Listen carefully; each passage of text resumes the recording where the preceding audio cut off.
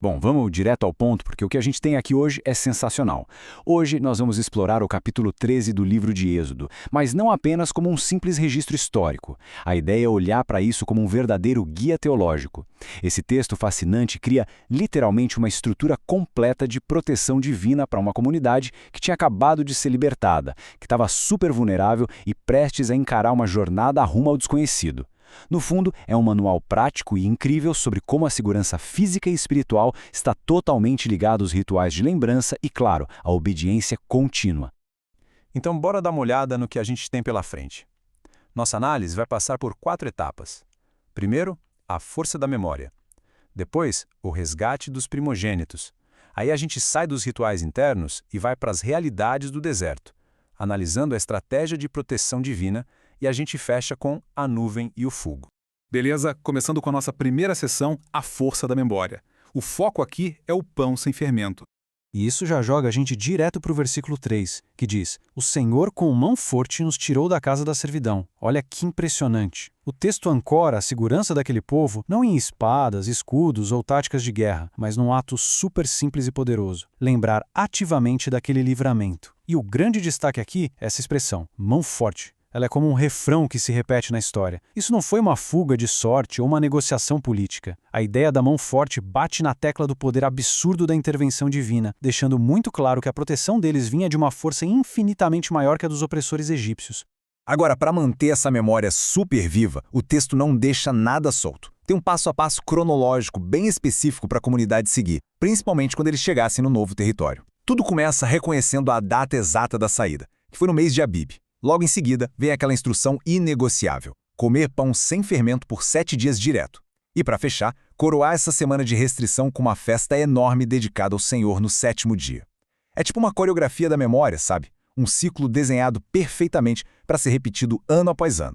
E se a gente prestar atenção nos detalhes dessa ordem, fica na cara que não estamos falando só de regras alimentares. A instrução diz que não podia ter nenhum fermento no território todo.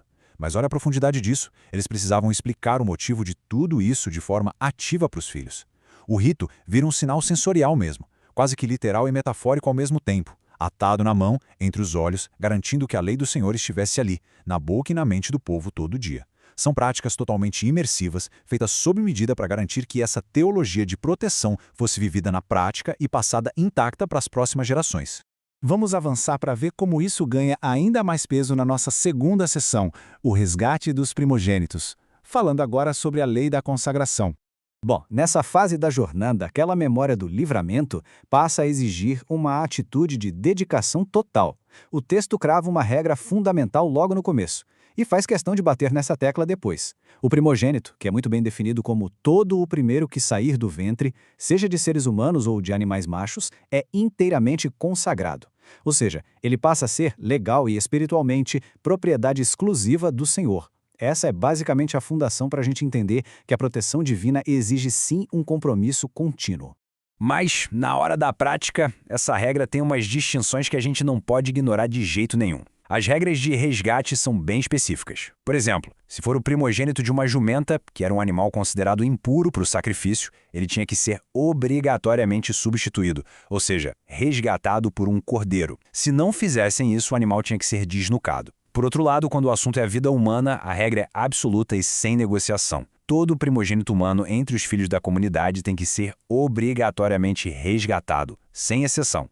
Agora imagina a cena. Com um sistema de leis tão rígido, custoso e presente no dia a dia, é mais do que natural que as próximas gerações começassem a perguntar o porquê de tudo isso. E o genial é que o próprio versículo 14 já antecipa essa situação. Ele funciona como uma virada de chave na narrativa, trazendo exatamente a pergunta que um filho faria no futuro.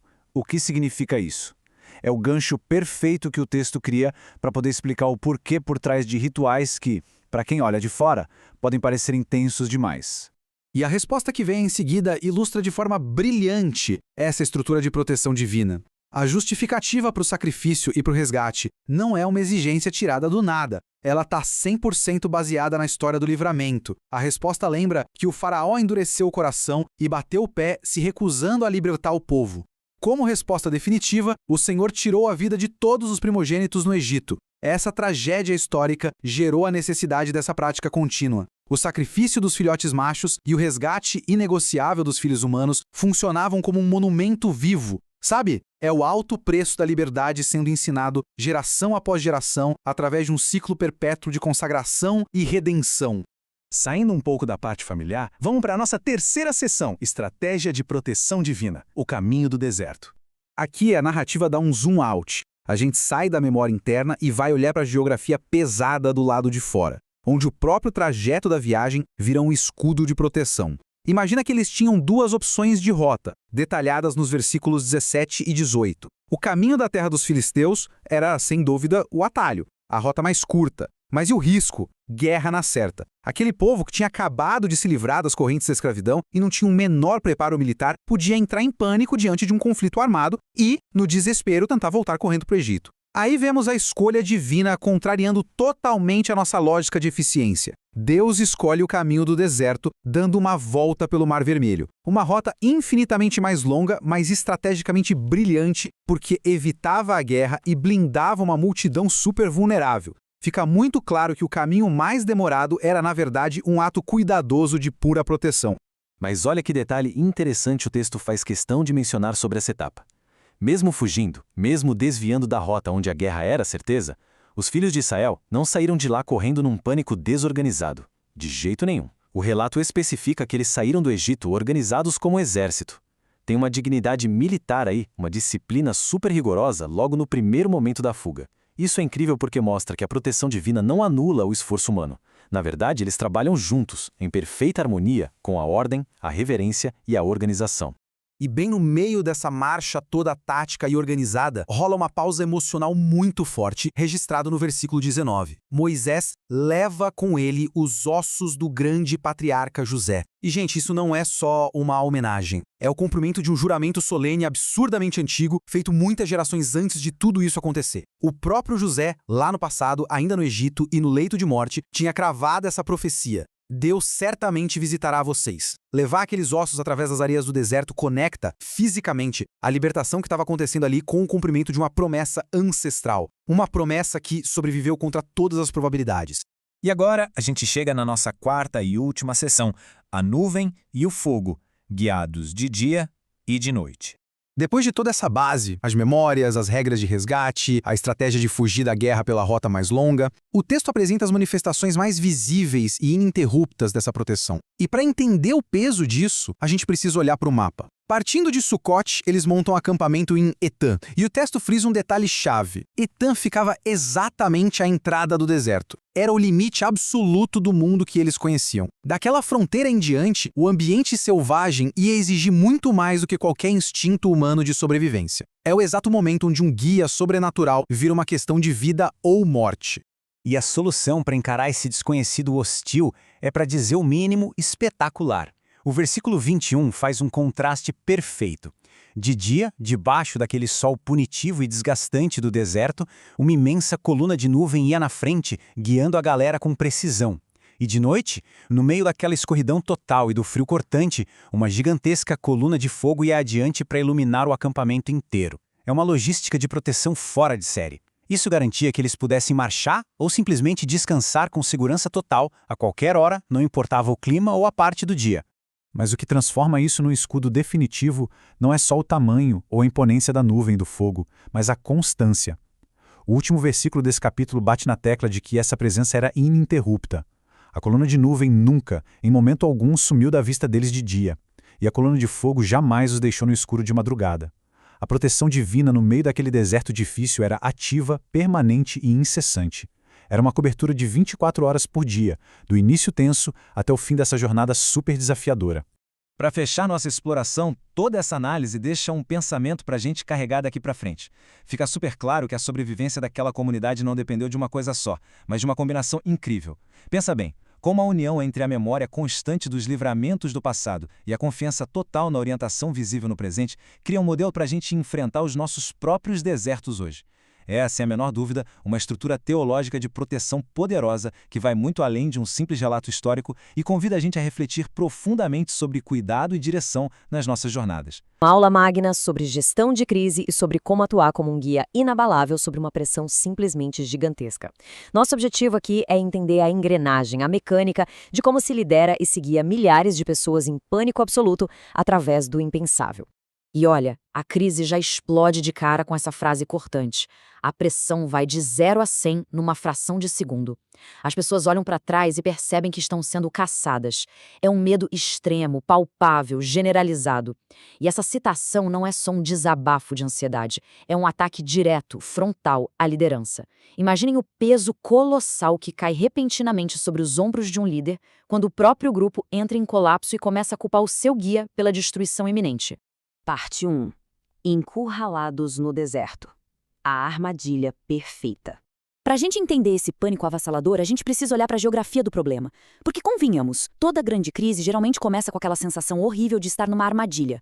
A posição deles entre Migdol e o mar, diante de Baal-Zephon, parecia terrível do ponto de vista tático. Sugere um confinamento absoluto. Mas o texto revela um detalhe fascinante. Esse posicionamento teve um propósito específico. Foi para fazer o faraó acreditar que os israelitas estavam completamente desorientados, vagando sem rumo e irremediavelmente engarrafados pelo deserto. Era literalmente a isca perfeita. E, bom, essa isca trouxe uma força física brutal e avassaladora na direção deles. 600. E a gente não está falando de soldados comuns. O faraó mobilizou a elite do poder militar da época. 600 dos seus melhores e mais bem escolhidos carros de guerra. E ainda colocou todo o resto do seu exército no encalço do grupo. É a imagem pura do terror se movendo em altíssima velocidade contra civis, que aparentemente não tem para onde fugir. O grande desafio dessa crise é que ela é uma ameaça dupla, implacável. De um lado, o perigo físico claro, uma elite militar armada até os dentes, avançando para destruir tudo. Mas do outro lado, algo que é tão perigoso quanto que é o colapso interno. A gente tem um pânico psicológico em massa no nível tão absurdo que as próprias pessoas começam a dizer ativamente que preferiam voltar para a escravidão. Então, o verdadeiro teste do líder, como guia, não é só enfrentar o exército inimigo lá fora, mas principalmente impedir a desintegração total do moral das pessoas que ele precisa conduzir. Parte 2. A postura do líder. Fiquem firmes. E é exatamente nesse pico de caos absoluto e gritaria que a gente precisa desacelerar, porque a dinâmica muda. O ritmo frenético da destruição exige uma quebra. O barulho ensurdecedor da multidão apavorada bate de frente com uma barreira firme, que é a postura de quem precisa guiá-los. O que é realmente fascinante nessa resposta é que Moisés atua como um verdadeiro amortecedor de choque emocional. O grupo em histeria projeta todo o terror em cima dele, mas um guia de verdade não reflete esse caos de volta.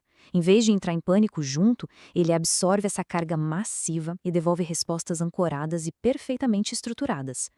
Vamos desconstruir essa estratégia, porque aqui está o núcleo da gestão emocional de crises. A comunicação é limpíssima, são comandos curtos, diretivos e altamente estabilizadores. Primeiro, ele cancela a emoção paralisante com "não tenho medo". Segundo, estabelece uma base para ninguém recuar dizendo "fiquem firmes". Terceiro, ele muda o foco do problema para a solução com "vejam livramento". E, por fim, recupera o controle mental exigindo "fiquem calmos". É como furar a bolha da histeria coletiva usando a agulha de uma comunicação extremamente clara. Parte 3. Ação e livramento. O mar dividido. Só que pensa bem. A calma sozinha não resgata ninguém se não houver um movimento logo em seguida. A gente passa daquele discurso que estabiliza o pânico para um plano de execução de altíssimo risco. É um processo exato, sequencial e que joga todo mundo para frente. O primeiro comando da execução de Moisés não é ficar parado, é ordenar que o povo marche. A inércia do pavor tem que ser esmagada pela ação decisiva. Depois vem os gestos de autoridade, levantar o bordão e estender a mão sobre as águas. Isso mostra que a calma do guia precisa ser convertida instantaneamente em ação no momento decisivo. E acompanhar a logística dessa noite revela um controle de tempo milimétrico. Quando o anoitecer chega, entra em cena uma manobra defensiva formidável. A coluna de nuvem se desloca lá para a retaguarda. E o detalhe brilhante é que essa nuvem cria uma parede dupla. Para os egípcios era escuridão total, travando o avanço deles. Mas, para os israelitas, iluminava o caminho. Essa barreira é o que garante o tempo necessário para que um vento leste fortíssimo trabalhe durante a madrugada inteira, preparando a rota de fuga. E quando chega a vigília da manhã, a ofensiva causa um caos absoluto e emperra as rodas dos carros de guerra. O que nos leva a uma das imagens mais poderosas de superação de obstáculos que a gente tem registro.